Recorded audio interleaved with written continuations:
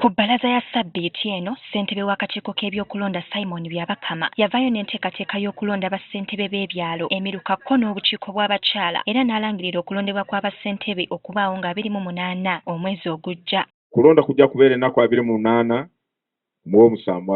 mwaka guno. Kino bwe kyagwa mu matu g'abatuuze b'Ekitega mu disitulikiti y'e Mukono, abatuuze 9 beesowoddeyo bunnambiro okuvuganya ku bwa ssentebe bw'ekyalo kino.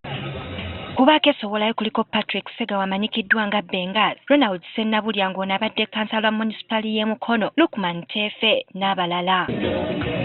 Mu kwogerako ne Patrick Sega wa Munnanuupu atubuulidde nti wakutunuulira ennyo okusitula eddoboozi ly'abaana abawangaalira mu mugotteko oba ghetto kubanga basusse okubasibako ebisangosango buli kiseera. Ojja ne weesanga ng'ebintu bingi bibaddeko ku kyalo, abantu batakola kunoonyereza kumala.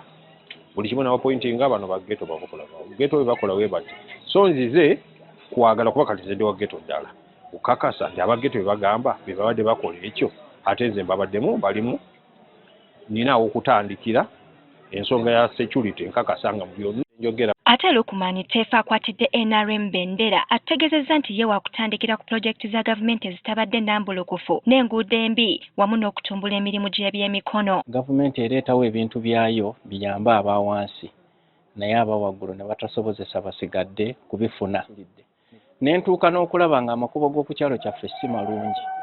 Tuwa omusolo naye tuba tetufiibwako. Bwe tumubuuzizza ku nkuyanja y'abavuddeyo mu lwokaano luno, ategeezezza nti yagambako dda ku bamu abeesowoddeyo okuva mu lwokaano luno balumulekere kuba bonna abakira. Bannange be twesimbyewo nabo ennamba nnene naye tugezezzaako okwenoonya tunoonyeemu engeri gye tukendeezaamu ku nnamba engeri gye twetaaga busobozi naye abasinga ebyokuteesa tebakola ki tebabyagala kati nange nalaba ng'ekyokola sikirina. Ye Sali Stephen Musisinga yaliko omukulembeze w'oku kyalo kino agamba wakusesera ku butebenkevu okugatta abantu abatali kusosola mu bibiina okusobola okubeera obumu n'ebirala. Obutebenkevu bwe butabaawo mu kitundu temusobola kukulaakulanya kitundu.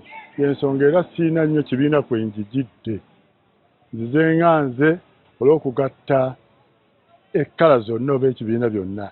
Ono era akkatiriza nti wakutuukiriza enkola ya bulungibwansi ebadde yasaanawo ku kyalo. Nnyo era njagala nnyo okufuba okukwatisa obuyonjo ekitundu kyaffe ng'ebisandiiko babiyiwa ne batabaako agamba nti lwaki oyiye wano ne bayiwa mu kkubo. Lodovico Byekwaso ng'ono tumusanze akakkalabya ategeezezza nti ye alinda bulunzi kwewandiisa olwanoonya akalulu era bw'atyo n'asaba abalonzi bonna okwenyigira mu nteekateeka eno. Nze ninda kintu kimu kyokka kasita tumale okwewandiisa ng'olwo nnoonya akalulu abantu bakitega mwenna naye mbasaba ekintu kimu mugende mwewandiise ng'essaawa ey'okwewandiisa etuuse. Ronald Sennabulya Mukasa ng'abadde kkansala ku lukiiko lwa munisipali y'e Mukono okumala emyaka 10 alambuludde byagenda okutunuulira omuli okumalawo obubbi bw'ettaka, kasasiro wamu n'okunyweza ebyokwerinda. Teekateekawo akalulu.